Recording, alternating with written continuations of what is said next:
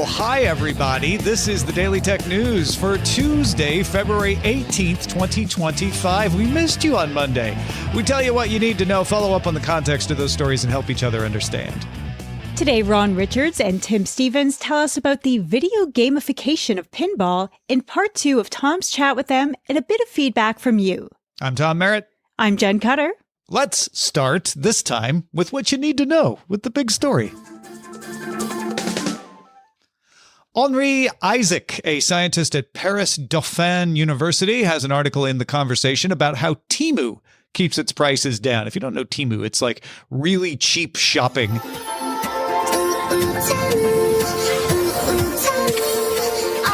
They had a big Super Bowl ad. Everybody talks about how you buy things on Temu, they're like less than $1. Maybe they break in 2 weeks, but who cares? It only cost you 80 cents. Now, some of you may have learned a little more about Temu and Shein recently when the U.S. temporarily stopped giving customs exemptions to packages with a value less than $800. The EU has a similar exemption for goods less than 150 euros. That is one of the way Temu, Shein, AliExpress, and others keep their prices down. They ship cheap things as individual packages, and then they don't need to be examined by various countries' customs enforcement. But that is not the only way. Temu's parent company, Pinduoduo, has offered low prices through Pinhaohuo in mainland China for years. And Temu is really the international edition of Pinhaohuo. It started by using WeChat's group buying model to make bulk orders of fresh fruit. I think I remember hearing this on an Economist podcast. They just got a bunch of people together on WeChat to agree to buy, like a pound of oranges each. And then they would make one huge order for oranges and get them to people in a lot of times in rural areas where they didn't have good supplies of fresh fruit through the local markets. The platform got a good price on the bulk order and then passed the savings on to the individuals in the group. Everybody wins. It no longer works that simply, though. That's how it started. But the principle's kind of the same. It still makes bulk orders for things that it knows it can sell fast, and it finds this out by driving sales through social media trends. In fact, Temu really doesn't do any ordering at all. It creates the demand, it identifies the demand, and it assists with the logistics, but the manufacturers actually do the rest. Now, domestically, Pinduoduo uses a reverse auction with suppliers. So let's say they identify a demand for teacups. The manufacturer with the lowest bid for teacups will send its stock to a Pinduoduo warehouse, and the manufacturer pays the storage cost. The manufacturer agrees to take back any unsold items, and Pinduoduo doesn't pay until the quarter is up, based on what is sold. So it's essentially a big consignment model. And that works in China because there are so many low-cost manufacturers. You can get a nice bidding war, and the manufacturers are like, we'll take it versus nothing. Now, for Temu, the process isn't managed as fully end-to-end as that. They don't have warehouses for the international version. Merchants will ship products by ocean freight into a warehouse overseas for local distribution, and the manufacturer has to pay for that warehouse space. So sometimes these warehouses are Chinese families overseas who do cheap labeling and reshipping from their garage. But the manufacturer is paying either way. And that's why you get a lot of families doing this, because it's a affordable way for the manufacturer to do it. So you might ask, why do manufacturers agree to do that? Many of these manufacturers would never find big enough markets otherwise, right? They can make teacups all day long, but if they got nobody to sell them to, they're not going to make any money making teacups. And unlike Amazon, Temu doesn't take a cut of sales. Let that sink in. There's no commission. Temu only charges manufacturers for the marketing and the promotion. So Temu will plow ads onto social media. It'll use gamification in the app to spur you to buy stuff that maybe you wouldn't have bought otherwise. And the platform makes 38% of its revenue from logistics services and 62% from that marketing. So if you add those up, that's 100%. It doesn't take commissions. One of the keys to Temu winning a market was to focus on underserved customers in smaller cities and rural areas where it didn't have to compete for wealthier urban customers. That goes back to the fruit days, right? It still does that. Temu and Pinduoduo find those shoppers and then connect them with the makers of the products. And that's valuable enough on its own to make everybody a profit. Jen, I know you were looking at this earlier and saying that you had no idea, what went into making the 80-cent teacup through Temu possible. Yeah, what a fascinating process, and it does feel something that would kind of only work there, which is just ingenious to get that going. And of course, gamification is everywhere. The way I think of it based on this article is there's two elements of it. One is you have to have a concentration of lots of manufacturers. That gives you that economy of scale where you can get them to compete. They can make specialty items on a turn on a dime because there's so much competition among manufacturers, but also the technology part of it, being able to analyze trends, shave pennies off of logistics, and make that so valuable that a manufacturer would be like, well, we can't invent this process on our own, but Temu does it for us. That's great. Yeah. Oh, logistics. Oh my gosh. Logistics are crazy. Like way back in a, take your kid to work day, I went with like a family friend who did logistics for a major Canadian retailer. And that was only Canada and only the provinces. And my head hurt at the end of the day. But I have so much respect for it. And especially in this global economy, like, oh my goodness, I wonder if they're going to start outsourcing that outside of their own thing since they've got it so nailed down. Shout out to the big gyms of the world who work in that logistics business. It is not a simple business with all the rules and regulations, but also just the difficulty of like getting something from a factory in Shenzhen onto a boat and then across the Atlantic and then out of a port and then into a Chinese family's living room and then to your house. Like, it's crazy. DTNS is made possible by you, the listener. Thanks to Dale Mulcahy, Matt Zaglin, Jeff Wilkes, and our lifetime patron, Kwame Mo Akopoku. There's more we need to know. Let's get right to the briefs. Right now, Microsoft logs you out of its accounts after a certain amount of time. A support page published by Microsoft indicated that starting this month, Microsoft was changing that to leave you signed into its services until you choose to sign out. This would have meant that you had to remember to sign out when you used a device that didn't belong to you or use private browsing. However, Microsoft told The Verge that the information was, quote, mistakenly published by a Microsoft product team, and there will be no changes to the sign-in experience in February. Yeah, I didn't remember that Microsoft did this. Like they signed you out. In fact, sometimes it's kind of annoying when you find out you've been signed out. But it was a bit controversial when it was discovered. And in true Microsoft fashion, it has walked it back immediately. Huawei has globally launched the Mate XT. That's that tri-fold phone. There was an event Tuesday in Kuala Lumpur, Malaysia. The Mate XT has 3 mini panels and 2 hinges. So it really only folds twice, but it's, folds out into 3 different screens or can be folded in 3 different ways. Huawei says it is the thinnest foldable phone, 3.6 millimeters, has a 10.2 inch screen when fully unfolded, starts at 3,499 euros. Launch dates will come for individual countries. They did not announce those yet. It has been available in China since September 20th, if you were going to try to get one that way. Huawei also launched the MatePad Pro tablet and some open ear earbuds. Have you ever used a foldable phone? They kind of terrify me. I have a Pixel Fold, as a matter of fact. And I have used it. I've had it for more than a year now. It doesn't even feel like it's an issue. It just feels like any old flip phone, like a Razor or something like that. Like, okay. I don't even think about it anymore. So it's really come a long way from those launch units. Yeah. The ones where like one piece of dust broke the screen. Yeah.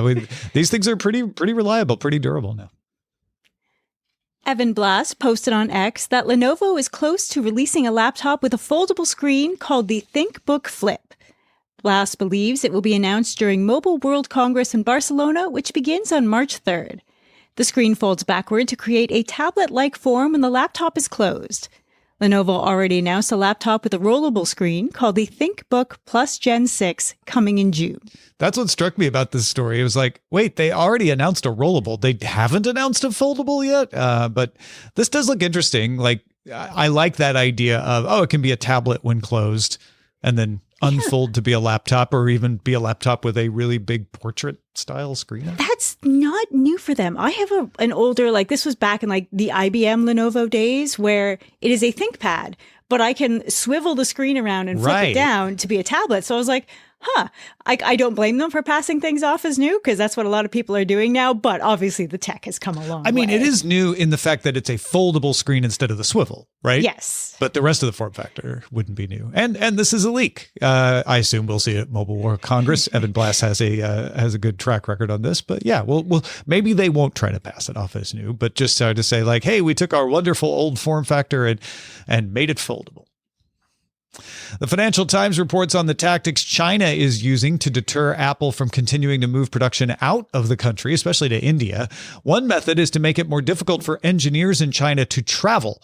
So that might keep a company like Foxconn, which makes devices for Apple, from sending its own engineers from mainland China to train engineers at a new plant, perhaps in India or perhaps somewhere else. China is also reportedly using customs delays to slow down the flow of parts and equipment into India specifically, and is considering strengthening export restrictions. Meanwhile, China's President Xi Jinping held a rare meeting with tech executives Monday, including Alibaba founder Jack Ma.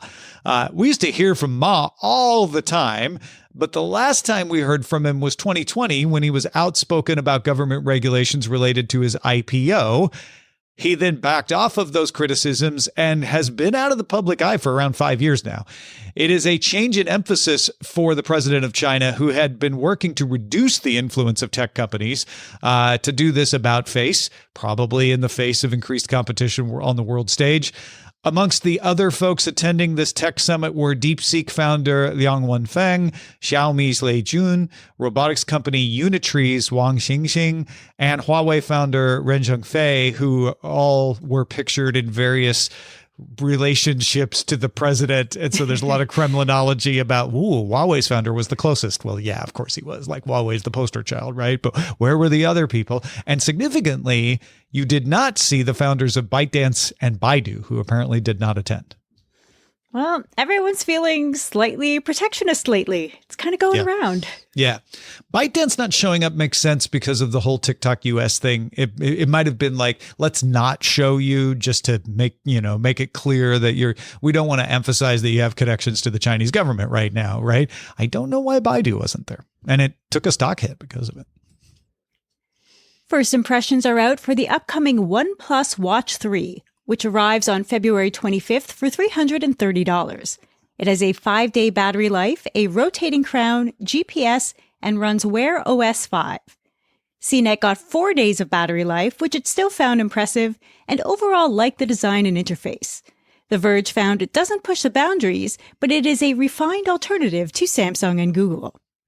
Meta had a few announcements worth noting. LlamaCon will take place on April 29th, and I hate to disappoint a few of you, but there will be no actual llamas there that I'm aware of. It is instead a gathering of open source AI developers who work with Meta's models. This is separate from Meta Connect, which is Meta's developers conference, which is not coming until September 17th. Meta also announced it is going to build a 50,000 kilometer subsea cable that will connect the US, India, South Africa, Australia, and more as it goes all the way around the world. It would become the longest underwater cable project in the world when completed. A filing Meta made in the EU on February 14th said WhatsApp averaged 46.8 million EU monthly active users in the second half of 2024. That puts it above the threshold to qualify as a very large online platform under Europe's Digital Services Act. The European Commission must now rule on whether WhatsApp must comply with these stricter regulations on large platforms. That would mean risk assessments and mitigation strategies for harmful content. Meta's head of global policy warned Europe at the Munich Security Conference last week that it will not hesitate to ask the US government to step in if it feels it is being regulated unfairly in the EU. This next one is like way at the top of tech meme today. And I usually pay close attention to what's at the top of tech meme, but I'm not sure why. xAI released a new flagship model called Grok 3 Monday. It's comparable to OpenAI's GPT-4o. Grok 3 Reasoning, in particular, is one of the models that uses chain of thought reasoning like DeepSeek R1 and OpenAI O3 Mini. It does not share all the reasoning in order to prevent distillation. That's when people like take the output of models to train another model.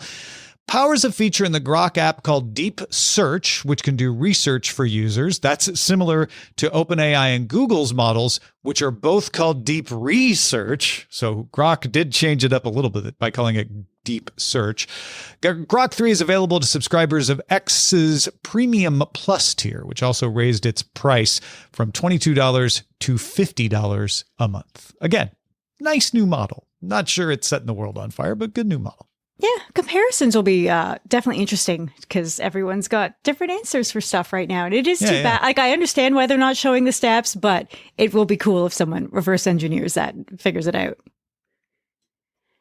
Later this month, Nokia's 4G cell network in a box will launch on a mission to the South Pole of the Moon. The system will help prepare a communications network for U.S. Project Artemis, which aims to return people to the surface of the Moon. Enough people that simple point-to-point communications may become unwieldy, so they really got to sort this out. Nokia's network is hardened against radiation, extreme temperature, and vibrations it may experience during flight, takeoff, and landing. The network box will attach to the lunar lander and draw power from its solar panels. This test will be done in preparation for a more extensive 4G or 5G cell network that can cover a planned Artemis habitat. Yeah, if you've got even like 6 people, point to point starts to become complicated. So this makes sense. I love the idea that literally, according to this MIT Technology Review article, you could take your 5G phone to the moon and it'll connect or it would be able to connect anyway. And of course, my brain's like, ooh, Artemis habitat. There's going to be a habitat on the moon. Yeah, that too. I love moon stuff. Me too. Those are the essentials for today. Let's dive a little deeper into some ongoing stories and follow up.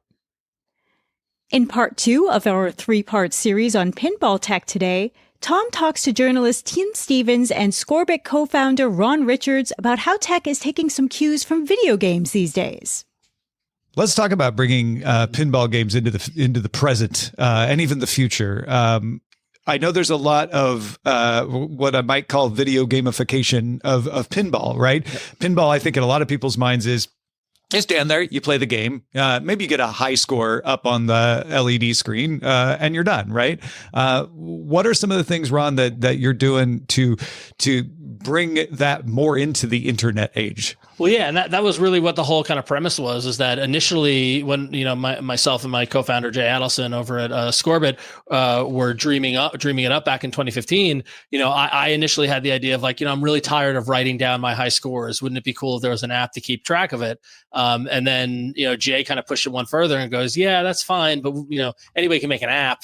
Wouldn't it be cooler if we could, build a device that went into pinball machines to actually connect them? And then we can extract all other sorts of data that we can, from there to see what's going on there. And that's really when we're like, oh God, that'd be so cool. And it took us a whole bunch of years, but we did it. We reverse engineered a bunch of machines. We understood how every machine from every era worked, from the solid states all the way up into, today, and to figure out how we could extract that data. And once we did that, not only are you able to extract scores, which allow you to keep track of your own personal high scores. We plug into pinball tournament software to make sure that the scorekeeping is accurate and things like that.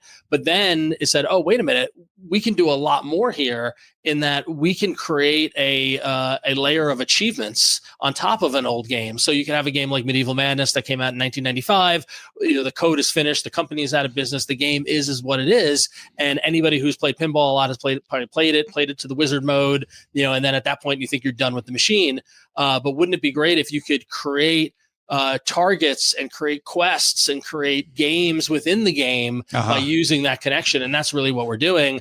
And it's been great to see what we're doing at Scorbit validated by the largest current pinball manufacturer, Stern, who has a system called Insider Connected, where they're basically doing that on games that are shipping today. So all of their new games come out connected. They built the game rules and things like that. But then on top of that, they've created achievements and targets and quests and things like that to pursue. And so really what you've got is this whole world of giving a pinball machine a new life, so to speak. The newer games, it's just like another thing, another feature. But for what really gets me excited is, so Tim, on Comet, we can create a whole bunch of new goals that you can, layer into while you're playing Comet. So you're not just going for the score, you're going for how many times do you hit that right ramp, or how many times do you, get that spinner, or whatever it might be. So Yeah, it's great because if you are only used to playing modern pinball machines and you're used to really complex modes and cycling from one to the next and quests and things within the game, which manufacturers have added over the past 5 or 10 years. But if you go back to the earlier machines, there's really none of that. It is basically 3 balls and you're out, and there's not a lot of saving state even from one ball to the next. And in a lot of games of even through the mid 80s, if you had 2 balls locked for a multi-ball and the second player comes in and triggers multi-ball, they get your multi-ball. So it wasn't even shared from one player to the next. But now we see machines like we have the new Dungeons and Dragons machine coming out from Sturm this year, which has persistent characters. So you can basically level up your character in the game as you go from one game to the next and unlock new features and that kind of thing. It's really been an interesting evolution. If you do get to go to one of those shows like Ron mentioned, or there are quite a few places out there that have collections of pinball machines that date back over different generations. On the East Coast, for example, there's the Electromagnetic Museum in Rhode Island, or there's a place called Passtown Pinball in Manchester, or Sanctum in Connecticut. I'm sure there's a ton in the West Coast as well.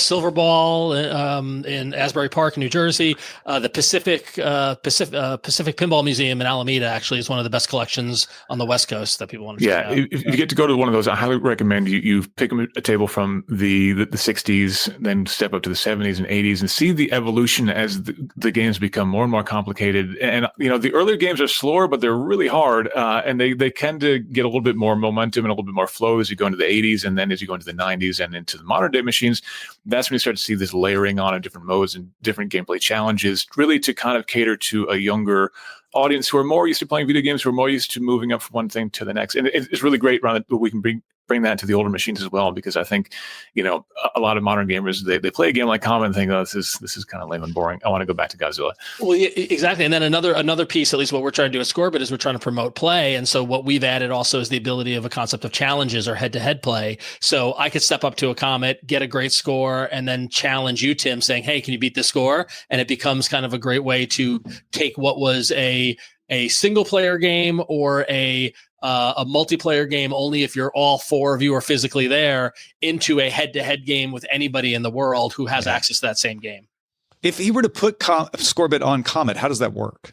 So basically, how it's real simple. We have a device called the Scorbitron, which I did not name after myself. I just was trying to Scorbit Ron. Yeah, I know. Okay. That really reminds me of that. But Totally I just like fair. the idea of like the 1950s, like the Magnetron, like that sort of thing. Yeah. Anyway, but so we have a device called the Scorbitron, which is basically what we invented coming off of that idea that Jay and I had years ago, which was it's a single circuit board that goes into a pinball machine, and then we've developed a series of connectors for the different types of pinball machines. So for Comet, there would be a specific type of connector which is different than a more modern games connector, that sort of thing. And what happens is that as the data is flowing around inside the pinball machine, we kind of siphon it off and then send it up to our cloud platform that we built in our infrastructure, where we absorb all that data, and then we send it back down to the mobile app to the user in order to use it.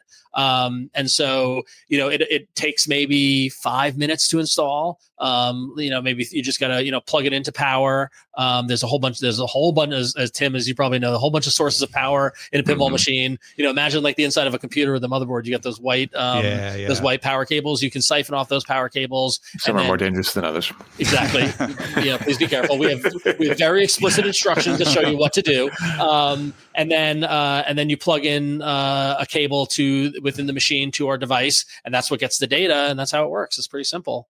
And for the more modern machines, we work with a lot of manufacturers, and they are able to bypass our device completely. We're working with them on the software level so that their code incorporates our SDK and sends the data up to our cloud service without a device even needed. All you need is internet connection. So. And now we get a quick report from Dan Campos in Mexico about how companies are diversifying in the face of possible tariffs. Several companies have been considering diversifying their manufacturing centers due to the potential impositions of tariffs by the Trump administration. Samsung Electronics is considering moving their productions of dryers from its plants in Mexico to South Carolina, while LG Electronics is contemplating shifting refrigerator manufacturing to Tennessee. Meanwhile, Nissan CEO Makoto Uchida stated that the company might move its production out of Mexico if the 25% tariff on automotive imports is implemented. Nissan currently exports 320,000 units to the United States, And the Samsung plant located in Querétaro, which produces refrigerators, washing machines, and dryers with an annual output of 4 million units, allocates 20% of its production to meet demands in Mexico, while 80% is exported to the rest of the continent. For more details about what's happening down the border, such as the upcoming exit of Telefónica from Argentina, Colombia, and Mexico, check out the latest Noticias de Tecnología Express. Back to you, amigos. Thank you, Dan. Join in the conversation in our Discord, which you can join by linking your Patreon account. And to become a Patreon, you go to patreon.com/DTNS. We end every episode of DTNS with some shared wisdom. Today, James Brucker is helping us with some first-hand perspective on EV prices outside the U.S. Yeah, James writes, in the February 11th DTNS briefing, we mentioned EV prices in other countries. He says, I'd like to offer a few examples of good quality, reasonably priced EVs here in Thailand. So the BYD Dolphin standard model is 570,000 baht. That's about $16,900, nearly the same size and shape as a Honda Fit, maybe a bit longer than a Volkswagen Golf, 60 kilowatt hour battery, range of about 400 kilometers, says it's very popular not only in Thailand, but Australia.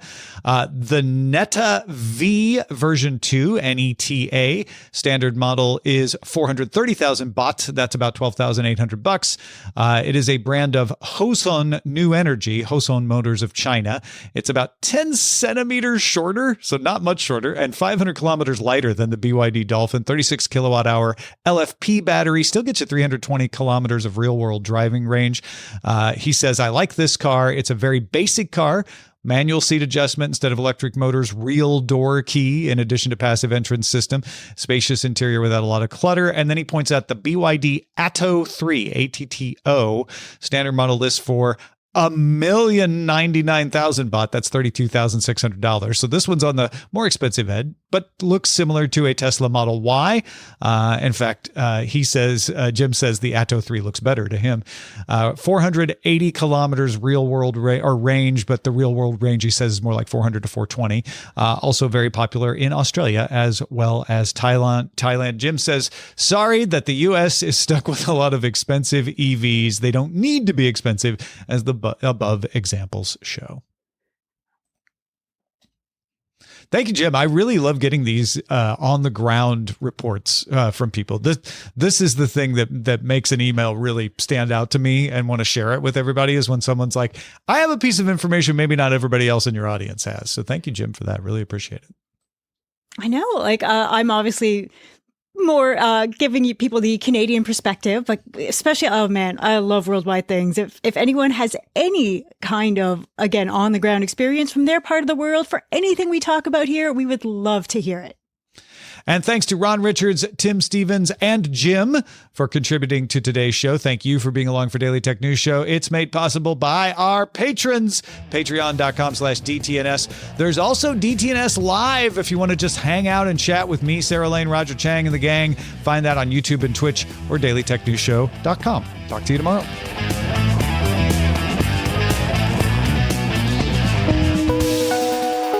The DTNS family of podcasts, helping each other understand. Diamond Club hopes you have enjoyed this program. Winamp. It really whips the llama's ass. Not that llama either.